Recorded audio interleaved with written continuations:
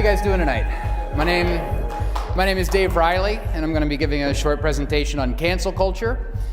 So this is the third kind of iteration of me giving this presentation, and it was funny. The last time that I gave this talk, I had there was a lot of like announcements before at the Reagan Republicans meeting, and I got to thinking a little bit. You know, a lot of times when people give speeches, they give their credentials. It's all this credentialism. I've got a PhD, I've got my doctorate, I worked at Cato Institute for 20 years or whatever.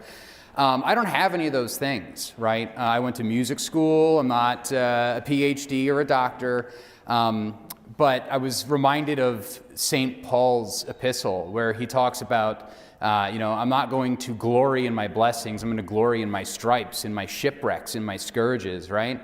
And that's my qualification. I have been canceled. So I know how this works. And it takes being canceled, I think, to really start to get to the depths of what this thing actually is. And we're not going to be able to get into all of that tonight. Tonight's going to be fairly cursory. Maybe it'll open up some understanding in some of you to get a sense of the full extent of what cancel culture actually is, who is running it, why it's happened here in America. So, the truth about cancel culture. In 2015, I was a radio host in Pennsylvania. I had my show on different radio stations, 6 hours a night, from 6 p.m. to midnight. And as it progressed, I wound up gaining some stature in the community, being inducted to Rotary, giving speeches at Rotary and various clubs in the area. It's Bloomsburg, Pennsylvania, by the way, where we were. Yeah, those are the good old days. I was a young kid. I got involved with anti-drug activism. I'm a recovering heroin addict. I got overprescribed OxyContin like a lot of people up in this area, all across the country, killing millions and millions. I think the opiate epidemic has actually killed more people than World War I and World War II combined, as far as the American population is concerned. So that was a problem, and I knew about that too, because I had experienced it, and so I decided to do something about it. I put together a week of programming on the radio station where we would interview, EMS workers, counselors, judges, district attorneys, and I won an award from the Pennsylvania Association of Broadcasters, an Excellence in Broadcasting Award. Thank you. Thank you. And so it was all going pretty well. I was rising through the ranks, getting involved in some Republican activism. You can see our good friend Ben Shapiro here. Oh, he is a troublemaker. And I got involved with the pro-Trump movement. I was one of the first radio hosts to really give an endorsement for Donald Trump, and this was actually me the night before the Deplorable. I had been assaulted by an Antifa guy that stole my hat, and we didn't let that, bring us down. We had a great time. So all of this was going on, and this was at the same time that Turning Point USA had just started to put out their Know Your Cultural Marxist Professors list, right? I don't know if any of you guys happen to remember that, but they were doing a list of all of the professors on campus that were promoting cultural Marxism. I knew a little bit about this, and so I started calling them out on my radio show.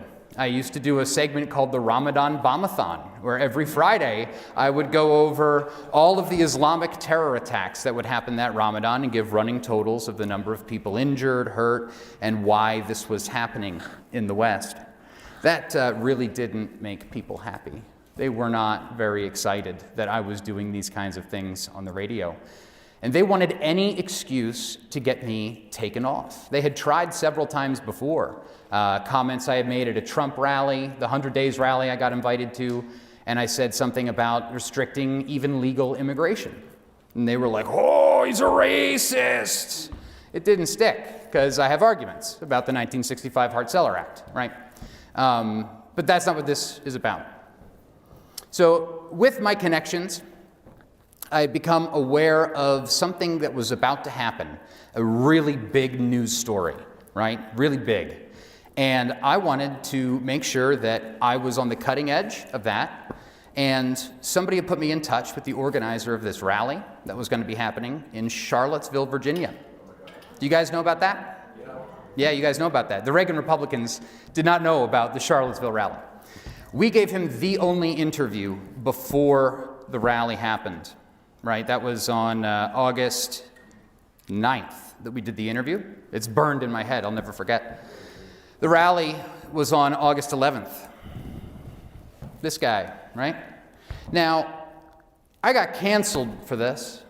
I was there with my camera, with my drones. I was filming it, gathering news stuff that I would go on to sell to Discovery Channel, Associated Press. I'm trying to think of what was the other one. PBS. All bought my footage, right? And you see this long line of people with these tiki torches. You would think, from the way that they treated me, that I was one of them. I'm right here, right off to the side, no tiki torch, operating my drone, which is 300 feet above everybody. I was the only person to bring a drone to this rally. Now, you would think that if there was hate in America, you would want to document that and get that blasted out as far as possible so people are aware that there's hate in America, right? But no, that's not what happened to me. They bust in 75 Antifa activists to protest the radio stations, and it lasted about a week, every day. Bomb threats, death threats, gun threats. Half of the staff quit. The rest of the staff left and didn't show up to work, right? I had to cancel my radio show that Monday evening, and it was absolutely insane. We had camera crews parked out front of our house for a week. So, this is the kind of stuff that was going on. Turn off racist scum WHLM. I'm a straight white Republican and deeply ashamed of the hatred in my country. People like this. And like, if you can see, I don't know, it might be small, but he's got a little Antifa sticker there. You know, upstanding moral citizens, the good guys, right? One of the good guys. So this is what apparently moderate, can I get a water, by the way? It's up there on the top. Thanks. Want anything in it? Oh, some knockout juice. So these are the, the moderate, anti-racist, nice guys. These are the good guys. Thank you. We lost pretty close to $500,000 in a day. Wow. My parents almost lost their business. You know? One of the other aspects of this thing is that, like, my dad has ground his teeth down because of the PTSD from all of this, from the fear that somebody would come to our home and do something. These are the newspaper headlines. Bloomsburg University turns off WHLM. Staffers' video of Virginia rally triggers backlash. Broadcaster suspended. I actually suspended myself. We had to cancel our Christmas parade because of all of the threats from activists who would disrupt it. The United Way called me a Nazi. Berwick Bulldog football, right? The football for the local high school team pulled their season from the radio. So the kids wouldn't have this outlet for, their sports, for crying out loud. Had nothing to do with anything that any of them did. Had nothing to do with the sports commentators. It was, I went there and I filmed people doing a thing. Therefore, I ideologically agree with everything that they did. Guilt by association. So, how did I overcome this? I sued the living crap out of them. The United Way, WYOU, WNEP, WBRE, the United Way, the Democrat Party of Columbia County, and 28 Antifa activists. It's been going for 3 years now. It's cost me $30,000. But don't applaud. But the thing about it is that they planned everything out in the open on Facebook. So you can scroll through the comments. We got to get him. Let's get his dad now. Let's shut that business down forever. You could see it all out in the open. People cross-sharing, people owning the event to go protest the radio station. So we were able to gather all of that data and argue that they were negligent, that they had an invasion of privacy, defamation by implication, right? So although the newspaper got it right that I took a video of a rally, the television station said that I participated in it. And what are you going to do once that's out of the bag? I had to move to Kansas. I couldn't get a job at McDonald's. Really, it was pretty bad. I still have PTSD over it. I can't go back to Pennsylvania. I get in a very bad headspace, and that's what this is supposed to do. Cancel culture is a part of a shaming and peer pressuring, and they want to change you to ideologically conform with everything that side wants you to believe or else. And they know that social ostracism can seriously damage you, right? That can actually cause damage when you are atomized from one another, when you're cut off from one another, when you are afraid to go to the store because somebody might recognize you and start screaming at you, right? I live 3,500 miles away now, and I still don't like going out to the store. So it's probably never going to leave. And that, okay, so good, they won. They got a little win with me. The judge wrote an opinion that calling somebody a Nazi, whether they are or aren't, it's impossible of being defamatory. Wow. Yeah, that's what he said. That's what he said. And of course, we've seen people in Portland, which is much closer to here, get shot cold from the back, right? A guy was shot cold. He was assassinated in Portland for being a Donald Trump supporter, which makes you a Nazi and a racist, right? Doesn't matter if you're walking around with a tiki torch or if you've got a MAGA hat on, you're the same thing to these people. So to make our study of cancel culture a little bit deeper, there are two kinds, maybe more, but two for my purposes here. Community cancellation, which is public shaming, social ostracism, and peer pressure to get someone to change, to get them to shut up, to get them to no longer be a problem, lay down like a doormat so they can walk all over you. The second aspect of cancel culture, which thank God I haven't experienced, but all of my friends have, institutional cancellation. Loss of social media, loss of your bank accounts, loss of your citizenship, your rights, jail, internment, and possibly execution. And that is not an overstatement. That is not an overstatement. And we'll go through now a short study on several figures who have been canceled. Anybody know who that is? You can probably read it. Socrates. I would argue that Socrates was probably one of the first people to be canceled. He preached about the one, the concept of the one. He was a philosopher. So this was the one God above all the other gods. It was never written down. Plato never transcribed this talk. But he was put on a show trial, falsely accused, and imprisoned, actually in the same prison that St. Paul was imprisoned in when he was in Athens, interestingly. And he was executed for preaching against the gods of the state.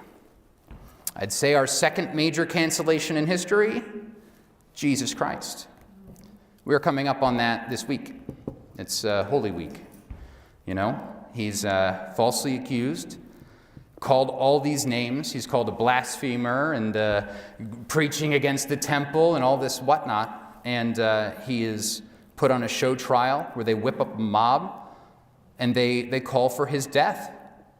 And they tortured him and they killed him.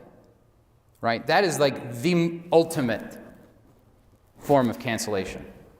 And I would argue that every other kind of form of cancellation is a mirror of this. So when you see the left talking about, I got canceled because I said, some word on Twitter 10 years ago, right? This doesn't really count here. There's a difference. When you speak the truth and you get canceled for that, that's what I'm talking about. What I'm talking about is speaking something good and moral and getting canceled for that. I mean, now they are canceling Dr. Seuss. Have you seen this? Dr. Seuss is now racist, and they've got to remove his books from the libraries, like Fahrenheit 451. So a lot of people, when I gave the first 2 iterations of the speech, I said, when did you hear about cancel culture? They said, Donald Trump. Donald Trump got canceled. That's the first time I ever heard of it. I'm like, okay, I guess I can work with that, maybe. So I've been able to revise and expand. Mike Lindell. People also know about Mike Lindell, right? Mike Lindell was dropped by 18 of his retailers, and they would no longer sell his products. It's a form of economic warfare. He was also pulled on live TV off of Newsmax, right? So much for free speech on Newsmax. Now, don't get me wrong, I do not endorse Mike Lindell or what he's saying Donald Trump is going to be back in August. He's out to lunch. It's not going to happen. You got to stop plan trusting, right? But nevertheless, he was canceled. His pillows aren't back in those stores. You got Marjorie Taylor Greene. Who knows her? Well, Twitter temporarily suspended her account the day that they were voting on whether or not they were going to eject her from the Congress. So she was unable to communicate, right? We've got tweets about calling for her to be removed from Twitter, that she's a dangerous far-right American patriot and she needs to go. Who remembers this guy? Milo Yiannopoulos.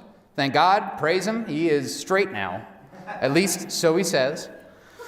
He was the first politically motivated Twitter deletion. They deleted this guy because he was saying conservative things. That was back in 2016. So if you are just hearing about cancel culture because of Donald Trump, where have you been for the past 5 years? He was also banned from Parler, believe it or not. Some of you are nodding along, so you might know that even Parler, the supposed free speech website, also banned Milo Yiannopoulos. Alex Jones, Infowars.com. Alex is probably the most complete form of cancellation. They got him off of YouTube and Facebook, Twitter, Patreon, MailChimp, and whatever other social media service was out there within 12 hours. All of them pulled. They even pulled his app from the App Store, so you can't get a hold of his radio show on your iPhone. How about Stefan? Not necessarily. How about Stefan Molyneux? Anybody know him? He runs a philosophy show based out of Canada. And this one, I wish Beverly was here because I didn't have this piece of information the first time we did it. He was banned from YouTube and Twitter within days of one another, but he was also the very first person to be banned from MailChimp, which is something that Erin has been dealing with and something that Beverly, one of our local Republicans, has been dealing with. So this happened back in March 2021? No. That was probably the date that I screenshotted this. July of 2020 was when MailChimp started to become activists like this. James Alsop, anybody know of him? A couple people nodding. He gave a couple of speeches for Donald Trump back during the initial campaign in 2016. He got canceled from Facebook and Instagram even though he didn't use them.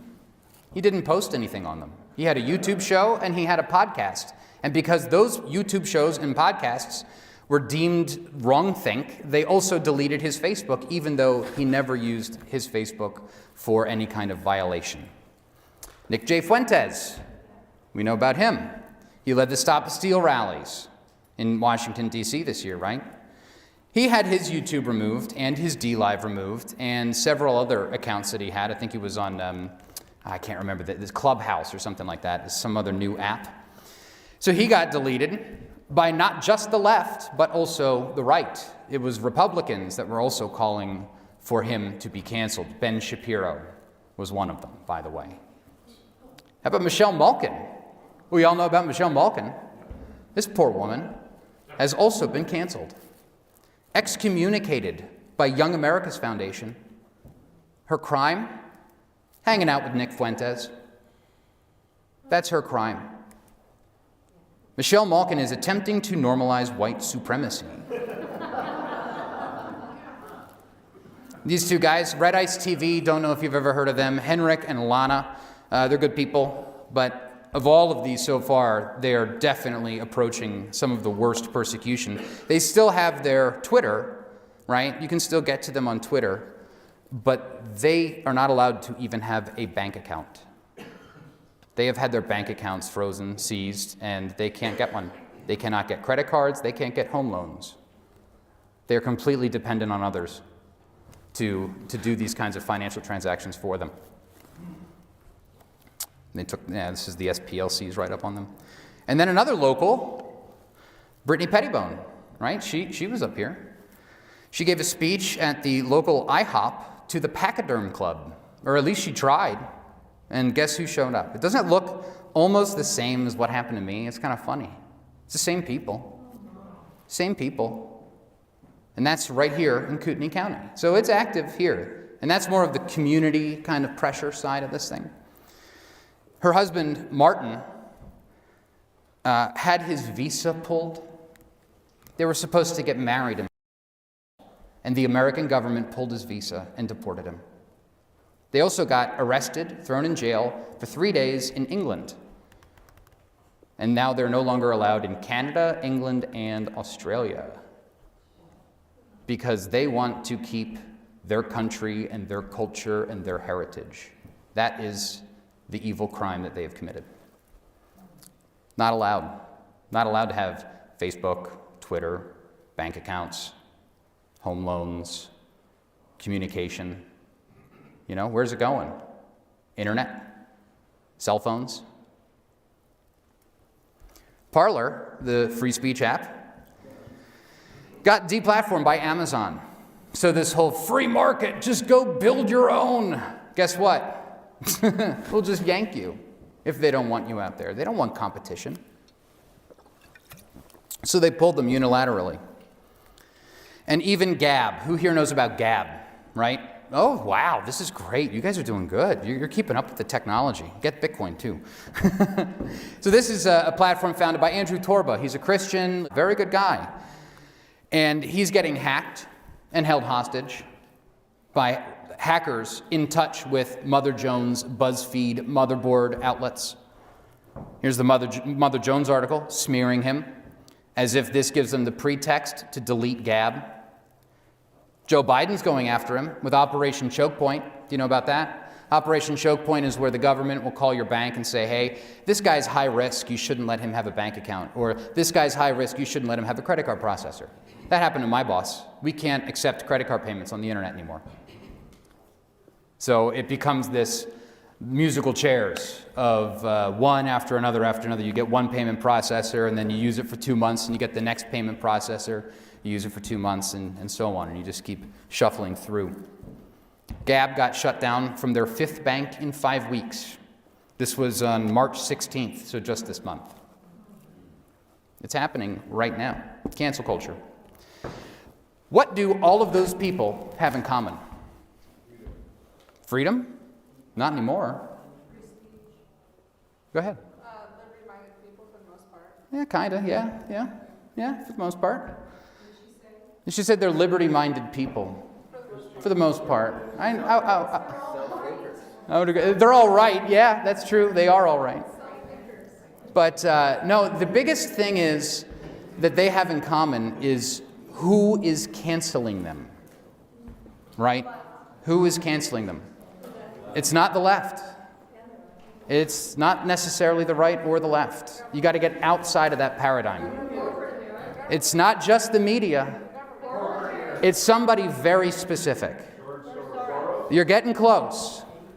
The ADL, the Anti-Defamation League. Have you guys heard of the ADL? Do you know what this is? Okay. Everyone financially backs them. In a book written in 1998 by Laird Wilcox, he was one of the chief prosecutors for the American Civil Liberties Union. We would know of them as a fairly left-wing organization, but they used to stand for good things. They used to say, you know what, the law says this, you've got to enforce the law. So you're not going to be able to read that. These are scans that I took of the pages, but the big headlines, ADL and book censorship. Accounts of ADL book censorship and suppression are so prolific that one almost does not know where to begin on the subject. How about the ADL and internet freedom? From its earliest years, the Anti-Defamation League has been hostile to the idea of an uncensored forum for bona fide freedom of expression. In its continual campaign to keep what it regards as hostile criticism of Jewish institutions or individuals from public expression, the Internet provides a special challenge to censors of this kind. In 1990, for example, the ADL attacked Prodigy Service for allowing what it called anti-Semitic messages online. This is 1990. There's another article that I got from 1992 Home Office Computing Magazine where they were trying to install programs on ISP servers. So if you tried to go to Red Ice website or something, it would redirect you to adl.org for de-radicalization and education. It would also send them your IP address and your home address, so they would know where you live. They'd be able to do all kinds of research from there. This has been going on for a long time. That was in 1990. Here we are today, in 2017. ADL to build Silicon Valley Center to monitor and fight cyber hate. Ometeor Network provides seed funding. Does anybody know who Pierre Ometeor is? He's the guy that founded eBay. Guy is almost richer than God. But you don't hear about him because his name is not George Soros. So nobody talks about him. But he is one of the main funders of this online hate index, which is a project of the ADL. Men's rights, that's hate. Donald, hate. Republican. Look at this. It says, you can't read it, but that bubble there is Republican. Guns are cool. Conspiracy. First Amendment, new right, 2016 elections. This is what they're calling hate. These are all key words that trigger their algorithms to flag you for hate speech. The Center for Technology and Society from the ADL, which is again another collaboration.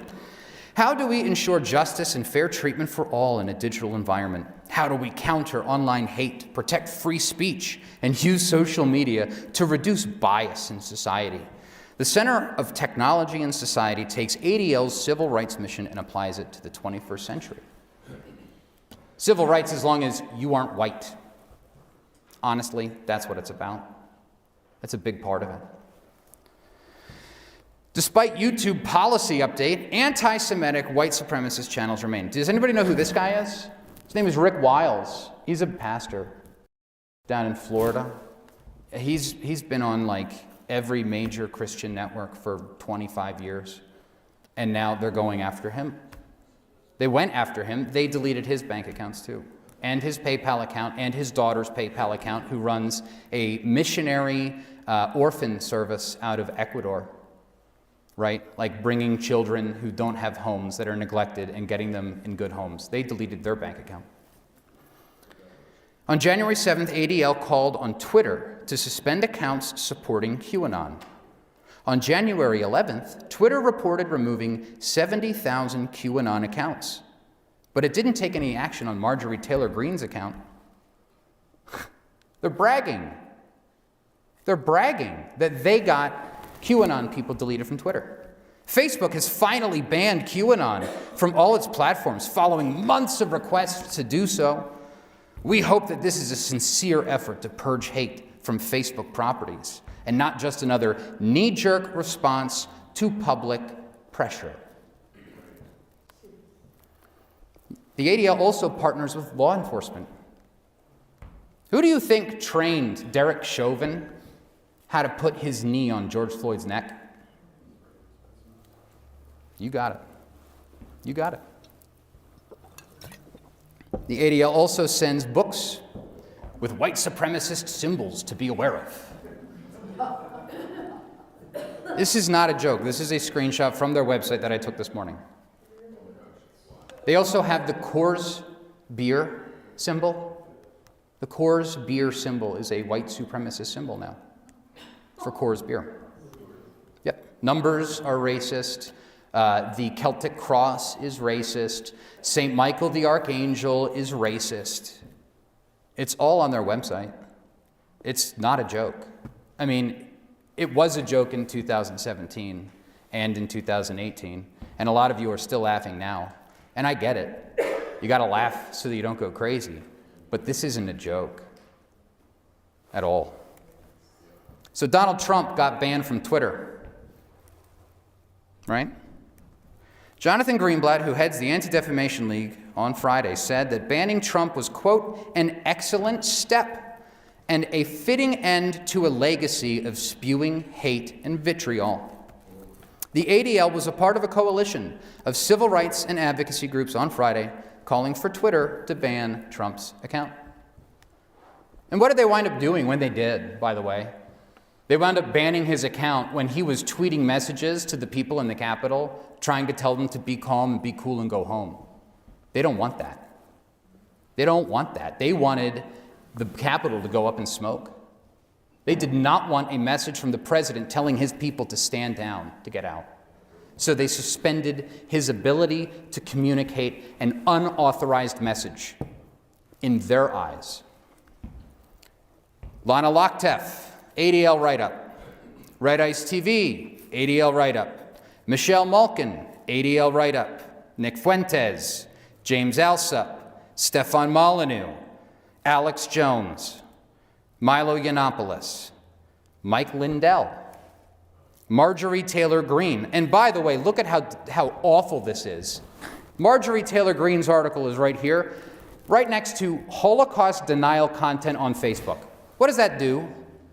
That rewires your brain to think that Marjorie Taylor Greene is like a Holocaust denier, doesn't it? When you see these words that have been so charged with emotional meaning, and you start putting things next to them in the same article, even though they're completely unrelated. I can see some of you are even looking uncomfortable just saying those words out loud because it's been emotionally charged, it's been weaponized. The ADL urges Donald Trump to reconsider America First and foreign policy approach. No, Donald, you got it wrong. You're supposed to put America last. You didn't get the memo. ADL calls for President Trump to be removed from office. Who elected these people? Who elected the ADL? Who gave them the right to tell us what we can and can't say and who we can and can't elect? And now we've got some serious problems. Dick Durbin reintroduces a Domestic Terrorism Prevention Act bill. Have you heard about this? It's like SB 963, sorry. This is a bill to authorize dedicated domestic terrorism offices within the Department of Homeland Security, the Department of Justice, and the Federal Bureau of Investigation to analyze and monitor domestic terrorist activity and require the federal government to take steps to prevent domestic terrorism and for other purposes. We don't know what they are because they haven't made the text of the bill public. And by the way, if you guys have been following the news, the two senators who co-sponsored this piece of trash, Duckworth and Hirono, the two senators that said that they would no longer vote for any more white men in Joe Biden's cabinet, which is a violation of the 1965 Civil Rights Act, no matter how you cut it. So from the Jewish News of Cleveland, Jewish senator blasts Republicans for burying a bill that would target domestic white supremacist terrorists. Guess when this was published? October 1st, 2020. Months before January 6th. Before the Capitol riots, before the Stop the Steal rallies, before the looming threat of white terrorism in America. They already had this agenda, and they have set the stage to run roughshod over American patriots, over people who love their country, over people who want to put America first and are sick of putting our own people and our own culture and our own nation last. This is not a very tall order here. This is not hate. This is like common sense. Same article. The Anti-Defamation League, which backs the bill, decried the delay, which could effectively kill the bill as this congressional season winds down. They really want this piece of legislation. In his book, Christopher Simpson's Science of Coercion, he talks about psychological warfare. And that's what cancel culture really is. It's a form of psychological warfare. He says its primary utility has been the ability to suppress or distort unauthorized communication among subject peoples, including domestic U.S. dissenters who challenged the wisdom or morality of imperial policies. Right? Imperialism, I guess. All of these foreign wars in Syria and Iraq, over and over sending our children off to die in foreign wars so that we can protect opium fields, so that we can protect our petrodollar. Meanwhile, we've got people dying of heroin overdoses by the thousands. We've got gas that's going to be going up past, what, $3, $4, $5 a gallon? Our people are going poor, and we are spending all of our money on these imperial wars. This is a form of psychological warfare. And if you speak out against it, you're canceled. Right? So what do we do? What do we do? First of all, we have to be armed with information. We have to know what we're dealing with here. And we are not dealing with some small Looney Tunes guy living in downtown Coeur d'Alene that's going to show up and wave some sign. These guys have institutional backing. Antifa has institutional backing.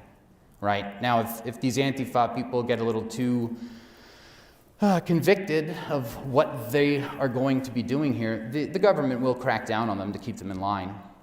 But for the most part, they serve the government's purposes. At least Joe Biden's government's purposes, right? The deep state's purposes.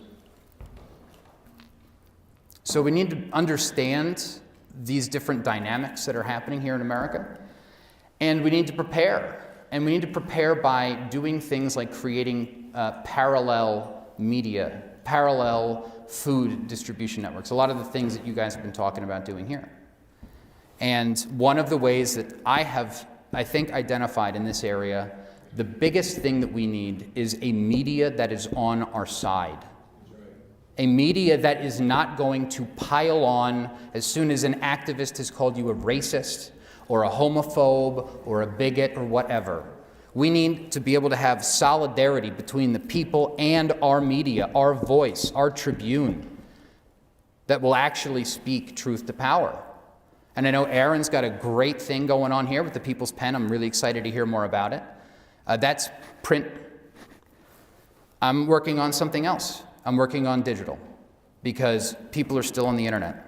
So I've got a project that we're getting ramped up on, something that will be able to be shareable and easy to spread information. Instead of having to follow the right 25 people on Facebook, you can send them one link, and then they can get to all kinds of other articles from there. They can get all kinds of other information that they didn't even know they needed. So that's the idea. And if anybody wants to get in touch with me, feel free. I'll be in the back of the room. But that's the presentation. That's all I got for you guys tonight. So thanks. One question, yeah. Okay, one question.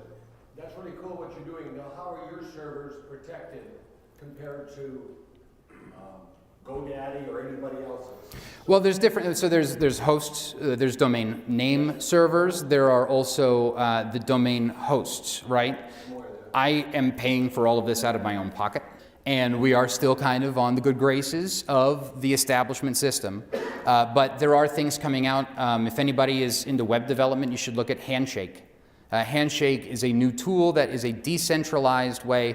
When you go to a website and it is .com, right? Somebody owns that extension, com, standing commercial, or .org, right, standing for organization. Somebody owns that, and what they do is they lease that name to you. So if you want a .com website, you have to pay a lease to get that .com. What Handshake does is it allows you to own your own domain, your own top-level domain. So .idaho or .whatever. Is a Handshake or just go, you hit www.handshake and you're there? I'd have to look again on the computer. It's different. It's not .com or .org. But if you Google Handshake name hosting, so that's one element of it, right? There's a whole movement of people, really good people, that are right now working on creating a decentralized internet based on blockchain, based on cryptocurrency kind of stuff. Cryptocurrency is not just a store of value. right? It does serve functions. It does serve a purpose. There's a great website. I was sharing it. I don't know if all of you are on this chat app that I'm on, but I was telling people about Odyssey. Odyssey is a new YouTube alternative that runs on blockchain. So when you upload a video to it, it can't get deleted. And you get paid for watching. And you get paid for uploading. Just like Brave browser, right? Brave is a Firefox and Google alternative. You can browse with Brave, and you actually get paid in cryptocurrency to be advertised to. It's fantastic stuff. So there is a movement of people that are building this kind of decentralized internet because we are just beginning to feel this kind of oppression, I guess you could say, on thought, on freedom. We are just beginning to feel it. Palestinians have been living with it their entire life, right? So there are other people out there that have been dealing with this and have been coming up with ways to do what needs to be done, to be able to spread a message, to be able to share an idea, to be able to find some small nook to have your family and have some sense of happiness left, right? And so there are people all over the world that are working on this. And so that's some news for hope. It's making it harder for the oligarchs to shut us all down. So for anybody that, I'm going to be putting this online, if anybody, if you've been canceled, there's hope. There is some life after that. It does disrupt your life seriously. I know lots of people that have committed suicide because they got canceled, you know. There's Andrew Dodson, right? I think I got the name right this time. Andrew Dodson killed himself after Charlottesville. He got doxxed. His community rejected him. He was atomized. He was isolated. And he got back on heroin and he killed himself. So, I mean, this has very serious consequences. This is not fun and games. This isn't just like, I'm going to troll the left on the internet. It's real. Yeah, I do. Yeah. Anyway, that's it. Thank you guys for listening to me go off.